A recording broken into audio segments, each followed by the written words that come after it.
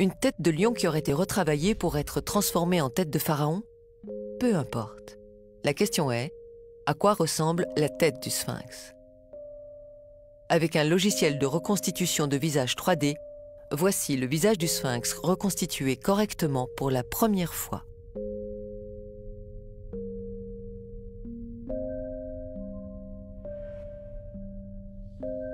Sans commentaire. Puisqu'ils étaient noirs, il est logique de faire une sculpture à leur image. Comme un peintre qui peint son dieu à son image, les Égyptiens ont fait le sphinx à leur image. On imagine mal des Égyptiens blancs réaliser une sculpture de leur dieu ou de leur roi avec un profil nègre. Vous avez entendu le mot nègre. Il est injuste de vous montrer une recette sans vous présenter les véritables cuisiniers de ces monuments. Regardez toutes ces sculptures. Vous remarquerez une chose, elles ont toutes les nez cassés.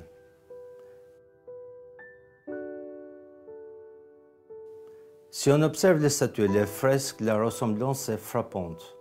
Le nez, les grosses lèvres.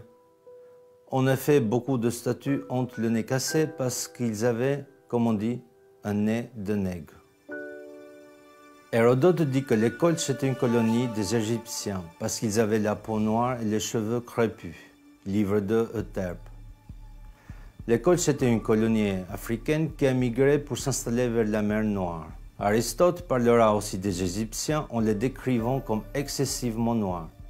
Ceux qui sont excessivement noirs sont quoi? Ce sont les Égyptiens et les Éthiopiens. Les Grecs utilisaient 4 mots pour dire noir: sombre, brun ou ténébreux.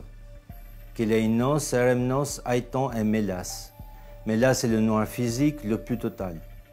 C'est la racine de ce mot qui forme le mot mélanine. Mélas, mélanine. La mélanine est le pigment qui colore la peau en noir pour le protéger du soleil.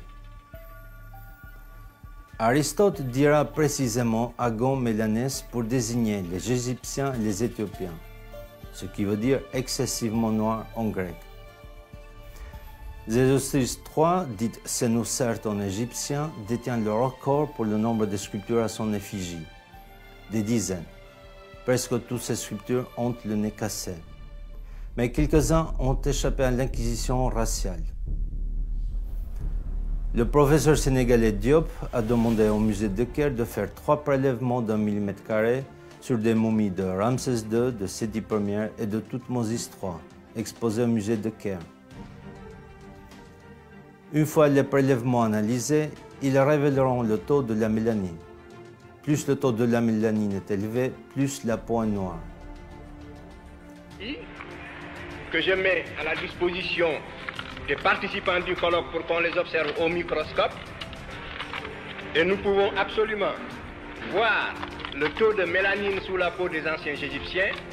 Il en reste suffisamment malgré la destruction partielle de l'épiderme. Dans la région qui sépare le derme et l'épiderme, il y a des inclusions des bases des cellules des mélanocytes en quantité suffisante pour révéler un taux de mélanine absolument absent chez les races leucodermes. Et j'ai voulu dès l'an dernier appliquer cette étude aux momies royales de Ramsès II, de Séti Ier et de Thoutmôsis III. Depuis un an, j'écris au conservateur du musée du Caire, car il ne me faut pas plus d'1 mm², 1 mm² de peau, mais prise toujours dans la même région, et je n'ai pas eu ces échantillons, je le regrette. Par conséquent, c'est une étude très facile, accessible, qu'on peut faire. Voici les lames, ce sont des préparations, il suffit de les mettre sous l'objectif d'un microscope pour voir le taux de mélanine. Alors, sur la base donc de mes propres investigations, que sont celles-ci, et jusqu'à ce que d'autres investigations... Le musée n'a toujours pas répondu depuis 35 ans. Les Égyptiens s'appelaient les Kémites et l'Égypte s'appelait Kémet, le pays du noir.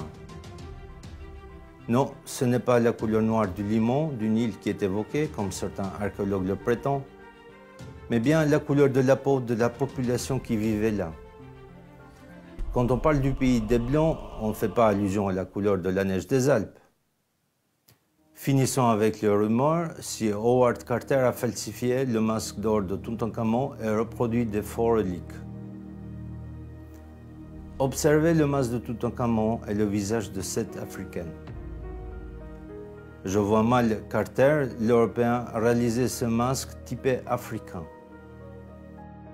Il est midi, la température est au taquet, c'est-à-dire qu'il fait à peu près 45-46 degrés. Il n'y a absolument pas d'ombre, vu que c'est une carrière et qu'il n'y a aucun bâtiment et qu'on ne peut absolument pas s'abriter. Autant vous dire que je ne veux pas rester ici 3h30.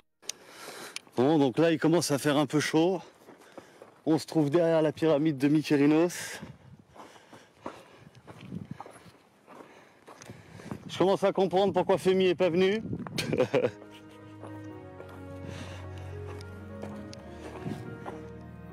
En Égypte, pendant les mois d'été, période pendant laquelle les pyramides étaient construites, les températures atteignaient 45 degrés et plus. Sous ce soleil écrasant, aucune autre race humaine ne pouvait survivre torse nu plus de 4 jours sans subir des brûlures graves de la peau. La seule race capable de résister pendant des jours et des mois, sans problème et sans crème solaire, c'est la race nègre à la peau noire. Je fais de la peinture artistique et je n'ai jamais eu de préférence pour telle ou telle couleur. Un peintre aime toutes ces couleurs. Mais on dit qu'il faut rendre à César ce qui appartient